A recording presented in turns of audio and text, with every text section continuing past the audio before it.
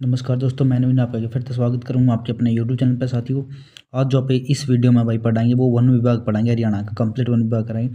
और थोड़ी सी वीडियो लंबी हो सके तो सभी साथियों ने यह रिक्वेस्ट है कि वीडियो ना 2x स्पीड करके देख लो सारे, ठीक है। और सभी साथियों से रिक्वेस्ट है भाई, यदि आपने नोट्स चाहिए तो टेलीग्राम चैनल का लिंक दें नीचे, तो जाकर ज्वाइन कर लो टेलीग्राम चैनल, ठीक है।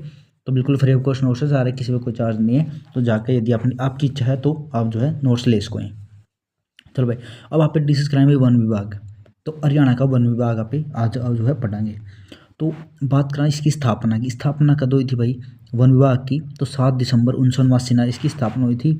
और जो है वर्तमान में वित्त वन मंत्री जो है, आप मेरे तक कमेंट करके जरूर बता दियो कि कौन है, ठीक है। मुख्यालय की बात करें तो कड़ा है पंचकुला में। मोस्टली हर एक जो संस्था है कि जब आप किसी क्या रिलेटेड है उसका मुख्यालय लगभग, यदि अपना मान लो नहीं आता तो लगभग पंचकुला में पावा है, ठीक है। तो मुख्य वन संरक्षक कौन है भाई? आज फिलहाल में विनीत गर्ग, ठीक है। अब चेंज हो गया पता नहीं, तो अब वो आप जो है चेक कर लियो, ठीक है। वो चेक करके मैं बता दूंगा आपको। यदि यहाँ पे बात करें भाई विजन के लेकर, विजन के है वन विभाग का, तो परिस्थिति को तंत्र को पुनः बहाल करना, पारिस्थितिकी तंत्र को, वनों में जल संसाधन का संरक्षण व विकास करना और जैव विविधता को बढ़ावा देना, ये इनके विजन है, ठीक है। तो यदि आप बात करें पर राष्ट्रीय वन नीति कब आई थी पहली बार? तो राष्ट्रीय वन नीति 1988 में आई थी। के अनुसार जो पारिस्थितिक तंत्र में बनाए रखने के लिए वनों का जो प्रतिशत है वो 33% होना चाहिए, या फिर 1/3 होना चाहिए। वर्तमान में कितना है? 21% है। हरियाणा के पारिस्थितिक तंत्र को बनाए रखने के लिए वनों का प्रतिशत 20% होना चाहिए, लेकिन 2015 की रिपोर्ट के अनुसार हरियाणा में वनाच्छादन व वृक्षाच्छादन कितना 6.65% है भाई, ठीक है। यदि बात करें पे नोट करके यह बात लिखी तो यह इसका मतलब इंपॉर्टेंट पाओगे। तो वनों के विस्तार को बढ़ावा देने हेतु सरकारों द्वारा उठाए गए ठोस कदम कौन कौन से हैं वो देखो। जैसे कि एसपीसीबी मतलब स्टेट पोल्यूशन कंट्रोल बोर्ड, राज्य प्रदूषण नियंत्रण बोर्ड स्थापना करी गई सी 1974, हेडक्वार्टर कड़ा है पंचकुला में, ठीक है। जल प्रदूषण, ये जो जल प्रदूषण नियंत्रण अधिनियम, ये अधिनियम आया 1974 में आया। वायु प्रदूषण अधिनियम कब आया था? 1981 में आया था। पर्यावरण शोध अधिनियम 1986 में आया था। और ध्वनि प्रदूषण निवारण अधिनियम कब आया था? 2000 में आया था, ठीक है। दोस्तों ये जो मैं फैक्ट बताने लग रहा हूँ ये अपना किसी किताब में नहीं मिलेंगे, ठीक है। और किसी भी अपना जो है कोई भी टीचर पढ़ाता है उसमें नहीं मिलेंगे। तो आपने ध्यान से नोट कर लो सारे, और ये नोट्स हैं जो ये ध्यान तक पढ़ ली सारे, ठीक है। बार बार पढ़ोगे तो आपको सब कुछ याद हो जाएगा। यदि आप बात करें भाई प्रदेश में, मैं चाहूँ जब मैं सारी ये तो आप लिख के ही पढ़ा स्कूल, लेकिन लिखने में टाइम लग गया भाई, ठीक है। और इसमें अपनापन वो सुविधा नहीं है डिजिटल बोर्ड वाली कि उसमें लिखे जाऊँ या फिर और लेकिन लिखूंगा तो फिर साफ करने पड़े तो जो दूना टाइम लगा। जहाँ तक मैं लिखे के मतलब लिखे लिखाए पढ़ाऊँगा तो इस वजह से ना तो अपना ज़्यादा टाइम लगता और उसमें पढ़ाई भी जल्दी जाऊँगा, ठीक है। तो जहाँ तक हूँ 2-3 बार याद कर लिया करो, हिंदी एक बार देख लिया करो, तो उस बार की बात नहीं। प्रदेश में 2 पर्यावरण प्रशिक्षण केंद्र की स्थापना करेगी FTI। एक तो पिंजौर जो कि पंचकुला में है, एक सोहना जो कि गुरुग्राम में है, ठीक है। कितना की 2 पर्यावरण प्रशिक्षण केंद्र की स्थापना करी गई। तो प्रदेश में जो सबसे पहले 2 पर्यावरण न्यायालयों की स्थापना करी गई, करे हिसार और फरीदाबाद में, ठीक है। लेकिन वर्तमान में पर्यावरण न्यायालय कुरुक्षेत्र और फरीदाबाद में, यानी हिसार वाला कड़ा शिफ्ट हो गया, कुरुक्षेत्र में शिफ्ट हो गया, ठीक है। प्रदेश में 2 पर्यावरण न्यायालय हैं, कड़े हैं हिसार और फरीदाबाद में पहला थे, लेकिन अब जो है हिसार से शिफ्ट होकर आएगा कुरुक्षेत्र में आएगा, ठीक है भाई। तो ये सारी बात आपने नोट करनी है दोस्तों। यदि बात करें ग्रीनिंग ऑफ हरियाणा कार्यक्रम की शुरुआत कब हुई थी? 1980-90 में। संबंध किसका था इसका? वृक्षारोपण था, यानी वृक्ष लगाना था, ठीक है। अरावली पर्वत श्रृंखला पुनर्वास योजना शुरुआत 1990 में और 1991 में हुई थी। और संबंध किसका था? अरावली क्षेत्र में वृक्षारोपण से है, ठीक है। अरावली पर्वत श्रृंखला पुनर्वास कब आई थी? 1990-91 में। जब बात करें भाई हरियाणा सामुदायिक वानिकी परियोजना कद आई थी? 1998-99 में आई थी। लगभग 9 वर्षों तक 2006-07 तक योजना यह चल रही थी। संबंध किसका था? वृक्षारोपण, यानी वृक्ष लगाना था। इस योजना में पहले सबसे 11 जिलों में 338 गाँवों को शामिल किया गया था, ठीक है। इंपॉर्टेंट है भाई सारी चीज़ें, तो ध्यान से पढ़ी हिंदी बार बार। सहयोग यूरोपीय संघ द्वारा सबसे ज़्यादा योगदान किसका? महिलाओं का। राज्य में पादप औषधीय बोर्ड स्थापना का 2002 में। वनस्पति में ये क्वेश्चन पूछा गया था, जानते हैं, पढ़ने लिख रखे भाई। वनस्पति योजना 1 नवंबर 2003 में आई थी। संबंध किसका था? औषधीय पौधों से था, ठीक है। जिनकी दवाई बनाए आप पौधे हैं कि वो पौधे। राज्य वन नीति कब आई थी? 2006 में लागू हुई थी, ठीक है। उद्देश्य क्या था इसका? पारिस्थितिक तंत्र को पुनः बहाल करना। वनस्पति का विस्तार हरियाणा में कितना है? 20% करना, ठीक है। इनका उद्देश्य था जो राज्य वन नीति 2006 में लागू हुई थी। हरियाणा तरु दिवस की शुरुआत 15 जुलाई को, ठीक है। तरु दिवस की शुरुआत कब हुई थी? 15 जुलाई को, शुरुआत 2014 से, ठीक है। मतलब 15 जुलाई 2014 से इसकी शुरुआत होगी थी। और हर घर या फिर घर घर हरियाली कार्यक्रम वर्ष 2015 तक स्टार्ट हुआ था। इस कार्यक्रम के तहत प्रदेश में 3 करोड़ पौधे लगाए जाने तय करे गए थे, ठीक है। पौधागिरी अभियान का स्टार्ट हुआ था 15 जुलाई 2018 में। उद्घाटन किसने किया था? जो उसमें जो अपने सीएम साहब हुआ करते मनोहर लाल खट्टर द्वारा इस गुरुग्राम में जो है इसकी शुरुआत करी गई थी भाई, ठीक है। यदि आप बात करें भाई छठी से लेकर 12वीं कक्षा में किस तक के सरकारी और प्राइवेट स्कूलों में बच्चे शामिल इसमें करे गए थे, ठीक है। पौधों की जो 3 वर्ष तक देखभाल हेतु सरकार द्वारा प्रति 6 माह में कितने 50 रुपये प्रोत्साहन राशि इसमें दी जाएगी, ठीक है। 3 वर्ष तक, ठीक है। पहले 6 महीने में यानी कि लगभग कितने रुपये देने थे सरकार ने? 300 रुपये, ठीक है। 3 वर्ष का था 300 रुपये।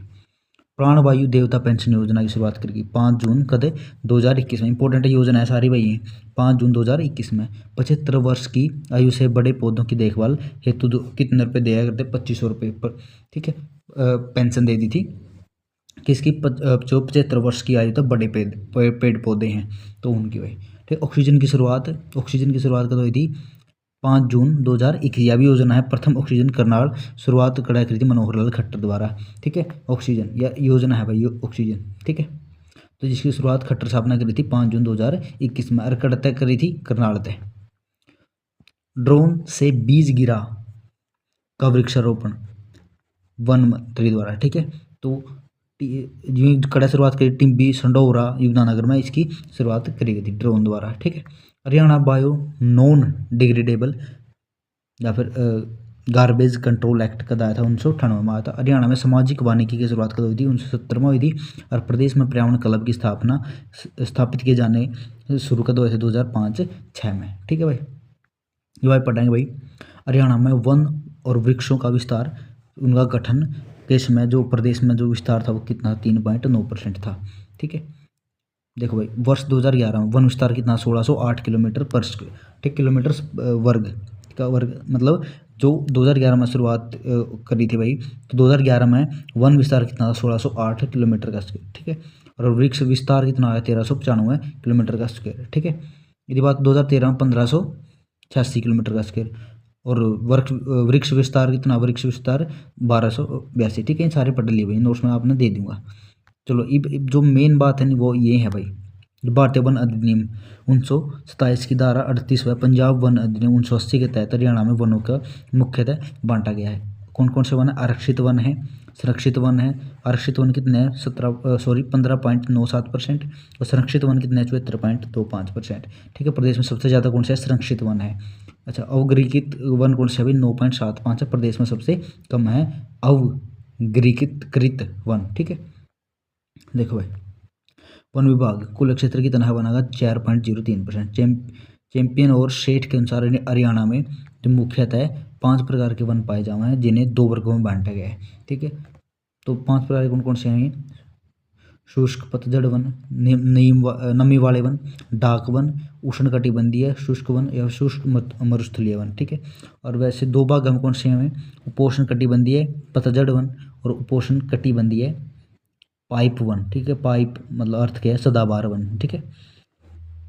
यदि बात करें पे उपोष्ण कटिबंधीय या पतझड़ वन की, तो 20 से लेकर 44 सेंटीमीटर पर वार्षिक वर्षा वाले स्थानों पर ये जो है वो है भाई, ठीक है। जैसे कि किक्कर, सफेदे, नीम, बबूल, कैर, जाड़ी आदि, ये सारे के कौन से हैं? उष्ण कटिबंधीय है, शुष्क पतझड़ वाले वन, ठीक है। जिस जगह जो वर्षा है वो 20 से लेकर 44 सेंटीमीटर तक होगा भाई, ठीक है।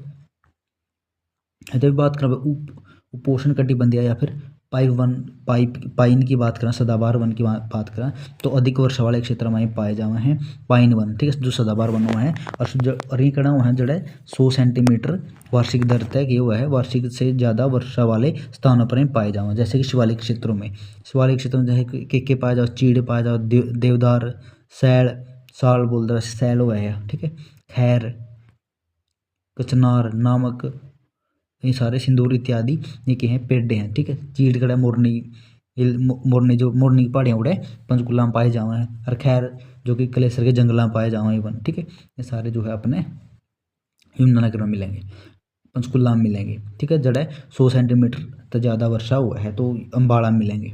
हरियाणा में सबसे ज़्यादा जो चीड़ व देवदार के पेड़ मोरनी क्षेत्र या पंचकुला में पाए जाते हैं। और सबसे ज़्यादा साल, सिंदूर, नमक, कंचनार के पेड़ कलेसर ज़्यादा जंगल में पाए जाते हैं। और खैर नामक जो पेड़ की छाल से कत्था हुआ है तैयार किया जाता है, पान में प्रयोग किया जाता है। ठीक है, पान में तो पान खाओ उसमें जो है इसका कत्था बोल रहे हैं थी, जो इसकी छाल में तय निकला है।